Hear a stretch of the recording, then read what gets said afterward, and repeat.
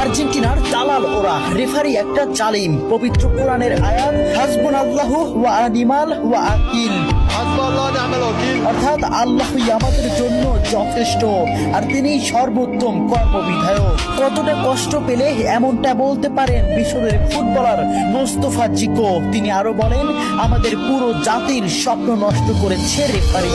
আর্জেন্টিনার দালাল ওরা, রেফারি একটা দেশের পুরো পরিশ্রমকে এক নিমিষেই নষ্ট করে দিলেন। ম্যাচের শুরু থেকেই তিনি আমাদের বিরুদ্ধে কাজ করেছেন। চোখের জলকে সঙ্গী করে আটালান্টার সবুজ ঘাসে পড়ে থাকেন মিশরের স্বপ্নবাজরা। 3-2 গোলে শেষ তাদের বিশ্বকাপের যাত্রা। ম্যাচে ফ্রাসোয়া ল্যাটিক্সিয়া রেফারি হিসেবে দায়িত্ব পালন করেন। মিশরের একটি গোল বাতিলের পাশাপাশি ম্যাচের শেষ মুহূর্তে মোহাম্মদ সালার একটি ট্যাকেলও এড়িয়ে যান তিনি। দেখার প্রয়োজনও করেননি VAR। জানিয়ে রীতিমতো তুলপাড় ফুটবল বিশ্ব।